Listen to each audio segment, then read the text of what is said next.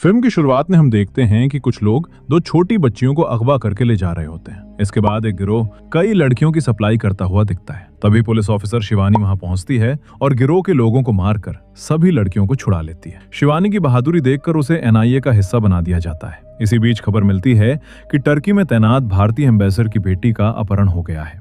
शिवानी ऐसे मामलों की एक्सपर्ट होती है, इसलिए बच्ची को ढूंढने की जिम्मेदारी उसी को दी जाती है। एम्बेसडर की बेटी रूहानी के साथ उनके केयरटेकर की बेटी जिमली भी अगवा हुई होती है। शिवानी क्राइम सीन पर पहुंचती है और बिना समय गवाए सुराग ढूंढना शुरू कर देती है। स्निफर डॉग की मदद से पता चलता है कि बच्चियों को जबरदस्ती उठाकर ले जाया गया है। जांच के बाद शिवानी बताती है कि अपहरणकर्ताओं को शायद ये नहीं पता था कि रूहानी एम्बेसडर की बेटी है। दोनों बच्चियां मिट्टी में खेल रही थीं, इसलिए उन्हें किसी गरीब परिवार की बच्चियां समझकर उठा लिया गया होगा। शिवानी कहती है कि अपहरणकर्ता फिरौती की कोल नहीं करेंगे, बल्कि बच्चियों को बेच देंगे। अगर उन्हें असली पहचान पता चल गई तो वे बच्ची को मार भी सकते हैं। इसलिए फैसला लिया जाता है कि लालच देकर खुद अपहरणकर्ताओं से फिरौती की कोल करवाई जाएगी, ताकि उन्हें लगे कि बच्ची को जिंदा लौटाने में ज्यादा फायदा है। दूसरी तरफ हम उन गुंडों को देखते हैं जिन्होंने बच्चियों का अपहरण किया था। वे दोनों बच्चियों को एक आदमी को 20 लाख रुपए में बेच देते हैं, जो एक खतरनाक औरत के लिए काम करता है। सब उसे अम्मा कहकर बुलाते हैं।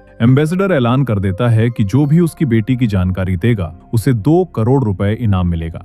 ये सुनकर गुंडे परेशान हो जाते हैं, क्योंकि वे बच्चियों को पहले ही बेच चुके थे। अब कहानी अम्मा पर आती है। अम्मा हर तरह का गैर कानूनी धंधा करती है, लेकिन उसका असली काम बच्चों को अगवा करके उन्हें अपाहिज बनाना और भिखारियों को बेच देना है। सब उससे डरते हैं। मारना काटना उसके लिए आम बात है। जब अम्मा को पता चलता है कि उसके आदमियों ने एम्बेसडर की बेटी खरीद ली है, तो वो टेंशन में आ जाती है। उसका आदमी दोनों बच्चियों के पास एक कंपाउंडर को लेकर आता है। अम्मा को ऐसी लड़कियों की तलाश थी जिनका महीना शुरू ना हुआ हो। कंपाउंडर दोनों को इंजेक्शन लगाकर टेस्ट करता है। जिमली नेगेटिव आती है और रूहानी पॉजिटिव। ये किस चीज का टेस्ट था, ये आगे पता चलता है। तभी अचानक वही गुंडे वहां पहुंच जाते हैं और हमला करके रूहानी को वापस उठा ले जाते हैं। अम्मा को खबर मिलती है कि बड़ी बच्ची छीन ली गई है, जो पॉजिटिव थी। अम्मा गुस्से में कहती है कि उसे मारने के लिए हमारे पास सिर्फ 96 घंटे हैं, वरना उनका पूरा राज पुलिस के सामने आ जाएगा। इसके बाद अम्मा किसी को फोन करके नवाब साहब से बात करती है। उधर शिवानी का अंदाजा सही साबित होता है। गुंडे कॉल करते हैं और कहते हैं कि पैसे लेकर अगले दिन मेट्रो स्टेशन पर आ जाना। शिवानी एम्बेसडर से कहती है कि दोनों बच्चियों के बारे में पूछो, लेकिन एम्बेसडर सिर्फ अपनी बेटी की चिंता करता है। अगले दिन एम्बेसडर पैसों से भरा बैग लेकर मेट्रो स्टेशन पहुंचता है। सिविल ड्रेस में हर जगह पुलिस तैनात होती है। एम्बेसडर बैग एक कुर्सी पर रख देता है। तभी एक आदमी बैग उठाकर जाने लगता है और शिवानी उसके पीछे दौड़ पड़ती है। भीड़ का फायदा उठाकर वो आदमी बैग अपने साथियों को दे देता है जिनके पास बच्ची होती है, लेकिन वो खुद भाग नहीं पाता और शिवानी के हाथ लग जाता है। उधर फातिमा, जो एक पुलिस ऑफिसर होती है, भागते हुए गुंडों को रोकने की कोशिश करती है, लेकिन एक गुंडा उसे मुक्का मारकर गिरा देता है। पकड़े गए आदमी को खूब पीटा जाता है, लेकिन वो कुछ नहीं बताता। तब शिवानी उसे समझाती है कि उस पर ऐसी धाराएं लगेंगी कि वो जिंदगी भर बाहर नहीं आ पाएगा। अगर सच बता देगा तो सजा कम हो सकती है। आखिरकार वो बताता है कि अम्मा भिखारियों का माफिया चलाती है। इस बार उसे 8-9 साल की गरीब बच्चियां चाहिए थीं, ताकि कोई उनके लिए ज्यादा आवाज ना उठाए। इस बार उसने एक लड़की का रेट 2 लाख से बढ़ाकर 10 लाख कर दिया था। वो ये भी बताता है कि अब तक 7 बच्चियां अम्मा को बेची जा चुकी हैं, जबकि दूसरी बच्ची अभी भी उनके पास है। फातिमा दरअसल अपनी मां की जगह पुलिस में भर्ती हुई थी। शिवानी फातिमा को अपनी टीम में शामिल कर लेती है, क्योंकि उसी ने गुंडों के चेहरे देखे थे और वो उन्हें पकड़ने में मदद कर सकती थी। उधर अम्मा झिमली से मिलती है और उसे लोरी सुनाते हुए बेहोशी का इंजेक्शन लगा देती है। पिछले 3 महीनों में पूरे देश से कई बच्चियां गायब हुई थीं, लेकिन उनमें से एक भी कहीं नजर नहीं आई। यहाँ तक कि कोई बच्ची भीख मांगते हुए भी नहीं मिली। शिवानी को लगने लगा था कि मामला कुछ और ही है। इसी बीच शिवानी का पति विक्रम उससे मिलने आता है और कुछ दिन वही रहने वाला था। तभी शिवानी को अम्मा के शूटर्स की खबर मिलती है। वो तुरंत उनके पीछे लग जाती है ताकि अम्मा तक पहुंच सके। वे लोग किसी को मारने आए थे, लेकिन उससे पहले ही शिवानी दोनों को मार गिराती है। वे लोग रामानुजन नाम के आदमी को मारने आए थे। वो पहले न्यूयॉर्क में स्टॉक ब्रोकर था, लेकिन बाद में यहाँ आकर उसने एक ट्रस्ट शुरू किया। कई सालों से वो अकेले ही भिखारी माफिया से लड़ रहा था और पुलिस से ज्यादा गुंडों को जेल भिजवा चुका था। इसी वजह से उसके कई दुश्मन बन गए थे। रामानुजन का एक हाथ भी नहीं था। अब रामानुजन भी शिवानी की मदद करने लगता है भिखारी माफिया के लोगों को पकड़ने में। उधर एम्बेसडर शिवानी के सीनियर पर दबाव बना रहा था कि रूहानी को अब तक क्यों नहीं ढूंढा गया। सीनियर शिवानी को डांटते हैं और कहते हैं कि तुम्हें सिर्फ रूहानी को ढूंढने के लिए कहा गया है। भिखारी माफिया के पीछे वक्त मत बर्बाद करो। अम्मा के चक्कर में पड़े बिना रूहानी को वापस लाओ। शिवानी अम्मा के काम में दखल दे रही थी, इसलिए अम्मा खुद उसके घर पहुंच जाती है। वहां उसकी मुलाकात विक्रम से होती है। जब शिवानी घर आती है तो अम्मा उसे अपनी कहानी सुनाती है। वो कहती है कि जब वो 13 साल की थी तब उसे और उसकी बहन को घर से खींच कर ले जाया गया था। उनकी किडनी निकालने ले जा रहे थे। रास्ते में पुलिस ने पकड़ लिया तो पहली बार खाकी देखकर उसे खुशी हुई थी, लेकिन दरोगा ने 5,000 रुपए लेकर उन्हें छोड़ दिया। अम्मा कहती है कि तभी से उसे खाकी से नफरत है। फिर वो शिवानी को धमकी देती है कि अगर उसने उसके अड्डों पर रेड डाली तो उसका पति जिंदा नहीं बचेगा। जाते जाते अम्मा विक्रम को नशीला पदार्थ दे देती है, जिसके बाद उसे अस्पताल में भर्ती करना पड़ता है। अपहरण गिरोह का एक सदस्य पिंकू जुआरी था। जिन पैसों से फिरौती दी गई थी उनके सीरियल नंबर खबरियों में बांट दिए गए थे। जब पिंकू जुआ खेलने जाता है और उन्हीं नोटों का इस्तेमाल करता है तो एक आदमी सीरियल नंबर पहचान कर शिवानी को खबर दे देता है। शिवानी फातिमा को अपने साथ चलने के लिए बुलाती है। रामानुजन पहले से ही उसके साथ था, इसलिए वो भी साथ चल पड़ता है। अगर बैकअप का इंतजार करते तो गुंडे भाग सकते थे, इसलिए शिवानी खुद ही अंदर घुसकर उनसे भिड़ जाती है। रूहानी एक कमरे में बंद थी और एक गुंडा उसके पास था। इसी दौरान फातिमा के पैर में गोली लग जाती है। गोलीबारी की आवाज सुनकर रामानुजन भी वहां पहुंचता है मदद के लिए। एक गुंडा उस पर हमला करता है, लेकिन रामानुजन उसे मार गिराता है। रूहानी बहुत डरी हुई थी, इसलिए रामानुजन उसे लोरी सुनाकर शांत करने लगता है, वही लोरी जो अम्मा गाती थी। और तभी रामानुजन रूहानी का दम घोंटकर उसे मार देता है। यही पता चलता है कि वो कोई अच्छा इंसान नहीं बल्कि अम्मा का साथी है, वही नवाब साहब जिससे अम्मा फोन पर बात करती थी। शिवानी जब गुंडों को मारकर कमरे में पहुंचती है तो रामानुजन रोने की एक्टिंग करने लगता है। शिवानी को बहुत बड़ा झटका लगता है। वो रूहानी के इतने करीब पहुंचकर भी उसे बचा नहीं पाई। इसके बाद रामानुजन अम्मा से मिलने जाता है। तब पता चलता है कि दोनों माँ बेटे हैं। पूरा प्लान रामानुजन ने ही बनाया था। उसने खुद पर हमला करवाया ताकि शिवानी की नजर उस पर पड़े और वो उसकी दोस्ती हासिल कर सके। उसी की मदद से वो रूहानी तक पहुंचना चाहता था। उसका असली काम ही रूहानी को मारना था ताकि उनके असली धंधे का राज कभी सामने ना आए। अम्मा शिवानी को फोन करके कहती है कि उसे इस काम में 30 साल हो गए हैं, लेकिन पुलिस ने कभी किसी को इतनी शिद्दत से नहीं ढूंढा। वो कहती है कि इस बार पुलिस इसलिए लगी हुई है क्योंकि ये किसी बड़े आदमी की बेटी है। अगर दूसरी लड़की गायब हो जाती तो कोई इतना जोर नहीं लगाता। अम्मा शिवानी से कहती है कि हर गली से उसके पास भीख का पैसा आता है और उसका हिस्सा पुलिस तक भी पहुंचता है। वो कहती है कि हम तो सिर्फ 100-200 लोग हैं, लेकिन तुम पुलिस वाले 80,000 हो। असली माफिया तो वर्दी वाले ही हैं। हर वर्दी की कीमत होती है। बताओ तुम्हें कितना चाहिए? शिवानी जवाब देती है कि कुछ वर्दी वाले बिक जाते होंगे, लेकिन उसकी बदकिस्मती है कि वो उस एक से टकराई है जो बिकती नहीं। वो तुझ जैसे लोगों को काट कर रख देती है। शिवानी कहती है कि वो झिमली को वापस लाकर रहेगी, चाहे इसके लिए अम्मा को ही क्यों न मारना पड़े। लेकिन इससे पहले कि शिवानी कुछ कर पाती, उसके सीनियर आकर बताते हैं कि अब ये केस उससे ले लिया गया है और उसे आगे कोई जांच नहीं करनी। शिवानी उन्हें समझाने की कोशिश करती है, लेकिन सीनियर उसकी एक भी बात नहीं सुनते। शिवानी पूरी तरह टूट चुकी थी। उसे समझ नहीं आ रहा था कि अब क्या करे। विक्रम शिवानी से कहता है कि इस वर्दी ने उसे शिवानी शिवाजी रॉय नहीं बनाया। सही के लिए लड़ना उसकी फितरत है और वर्दी सिर्फ एक जरिया है, इसलिए इसे कमजोरी मत बनने दो। इसके बाद शिवानी अनऑफिशियल तरीके से जांच शुरू कर देती है। फॉरेंसिक रिपोर्ट से पता चलता है कि रूहानी को इंजेक्शन लगाया गया था, लेकिन वजह साफ नहीं हो पाती। इसी दौरान फातिमा को पूजा नाम की एक बच्ची मिलती है जो पहले गायब थी और अब अस्पताल में भर्ती थी। डॉक्टर बताते हैं कि उसे सर्वाइकल कैंसर है, जो इतनी छोटी बच्ची में लगभग नामुमकिन होता है, जबकि उसका कैंसर पहले ही स्टेज 4 पर पहुंच चुका था। डॉक्टरों को शक होता है कि वायरस को जानबूझकर म्यूटेट किया गया है। पूजा के हाथों पर इंजेक्शन के निशान थे और वो बताती है कि उसे अम्मा के पास ले जाया गया था। टेस्ट में पॉजिटिव आने पर उसे मारने का आदेश दे दिया गया और बाकी पॉजिटिव बच्चियों की तरह उसे भी शमशान घाट ले जाकर इलेक्ट्रिक मशीन से जलाने वाले थे, लेकिन उसे होश आ गया और मौका मिलते ही वो भाग निकली। पूजा के पास ज्यादा समय नहीं बचा था। उसकी ड्राइंग बुक में बनी एक बिल्ली की तस्वीर देखकर शिवानी को शक होता है, क्योंकि वही निशान रामानुजन के ट्रस्ट में भी बना हुआ था। शिवानी और फातिमा शमशान घाट पहुंचते हैं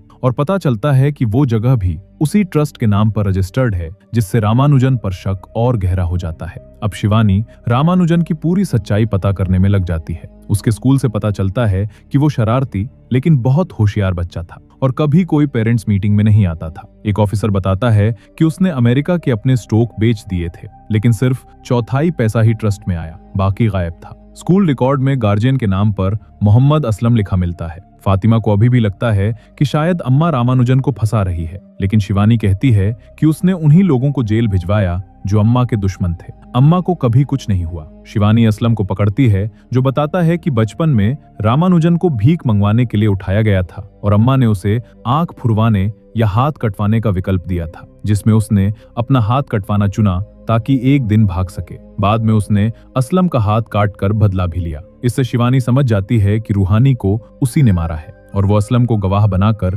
जेल भिजवा देती है। अम्मा तक पहुंचने के लिए शिवानी एक प्लान बनाती है। वो रामानुजन से कहती है कि कुछ बच्चियां अम्मा के अड्डे पर मिली हैं और उन्हें छुड़ाने जा रही है, इसलिए वो अपने एनजीओ में उनके रहने का इंतजाम कर ले। रामानुजन तुरंत अम्मा से मिलने निकलता है और शिवानी पीछा करते हुए दोनों को रंगे हाथ पकड़ लेती है, जिसके बाद हुस्साई सिवनी आते ही अम्मा की पिटाई शुरू कर देती है। भाई साहब, क्या ही धुलाई करी है इस बंदी ने। ऐसे घिनौने लोगों के साथ तो ये सलूक भी कम ही लगता है। दोस्तों, इसके लिए एक लाइक तो बनता ही है, साथ ही चैनल को सब्सक्राइब भी कर देना, क्योंकि हम 25,000 सब्सक्राइबर्स के बहुत करीब हैं, तो कंप्लीट करवा देना यार प्लीज।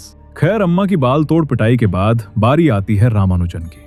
अब इनको जेल भेज दिया जाता है, लेकिन जेल में असलम इन दोनों को देखकर अपनी नस काट लेता है, क्योंकि उसे पता था कि वो जिंदा नहीं बचेगा। असलम पर नजर रखने की जिम्मेदारी फातिमा की थी, इसलिए सीनियर शिवानी को डांटते हैं और कहते हैं कि रामानुजन एक एनजीओ चलाता है और पुलिस की मदद करता है, जबकि उसके खिलाफ गवाही देने वाला भी मर गया। शिवानी कहती है कि उसने रामानुजन को अम्मा के साथ पकड़ा है, लेकिन रामानुजन कहता है कि अम्मा उससे समझौता करना चाहती थी, इसलिए उसने बुलाया था। उसका मासूम चेहरा देखकर सीनियर उसके झांसे में आ जाते हैं और उसे छोड़ देते हैं। इसके बाद शिवानी को सस्पेंड कर दिया जाता है और आखिर में पता चलता है कि फातिमा रामानुजन से मिल चुकी है। रामानुजन फातिमा को अम्मा को बाहर निकालने का काम देता है और फातिमा अम्मा को लेकर फरार हो जाती है। अम्मा, बच्चियों और फातिमा को एक बड़े जहाज से श्रीलंका ले जाया जा रहा होता है। इधर शिवानी अलग अलग राज्यों के ईमानदार पुलिस ऑफिसरों को इकट्ठा करके एक टीम बनाती है ताकि बच्चियों को बचाया जा सके और अम्मा तथा रामानुजन को पकड़ा जा सके।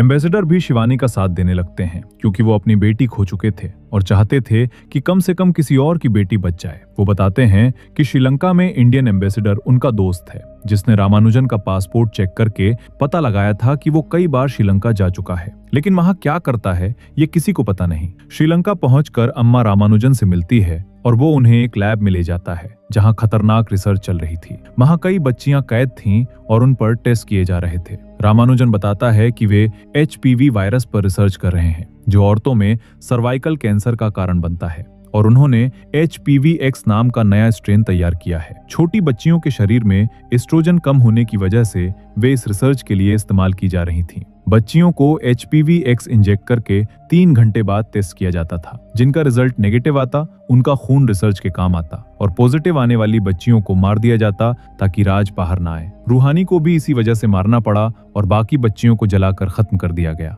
जो बच्चियां अभी लैब में थीं, रिसर्च पूरी होने के बाद उन्हें भी मार दिया जाना था, जिनमें जिमली भी कैद थी। उधर शिवानी अम्मा तक पहुंचकर उसकी गाड़ी पर हमला कर देती है और फातिमा उसे बचाकर एक खंडहर फैक्ट्री में छुपा देती है। तभी पता चलता है कि रामानुजन ये सब एक विदेशी कंपनी के लिए कर रहा था, जिसे इंसानों पर एंटीवायरस टेस्ट की परमिशन नहीं मिली थी। इसलिए उन्होंने रामानुजन से डील की, जिसके बदले उसे करोड़ों डॉलर और कंपनी के शेयर मिलने वाले थे। जहां फातिमा अम्मा को लेकर गई थी, वही शिवानी पहुंच जाती है और पता चलता है कि फातिमा शुरू से ही शिवानी के साथ थी। असलम की मौत के बाद शिवानी ने ही उसे रामानुजन के करीब भेजा था। फातिमा ने उसका भरोसा जीत लिया और अम्मा को भगाने का मौका बनाया। रामानुजन के 1 करोड़ रुपए के ऑफर के बाद वो अम्मा को जेल से भगाकर उसके गिरोह में शामिल हो गई, लेकिन ये सब शिवानी के प्लान का हिस्सा था। अम्मा पकड़ी जा चुकी थी, फिर भी फातिमा को एक्टिंग जारी रखनी थी ताकि रामानुजन भी पकड़ा जा सके। इसलिए वो खुद के कंधे पर गोली मारकर घायल हालत में उसके पास पहुंचती है। कुछ देर बाद शिवानी भी अड्डे पर पहुंच जाती है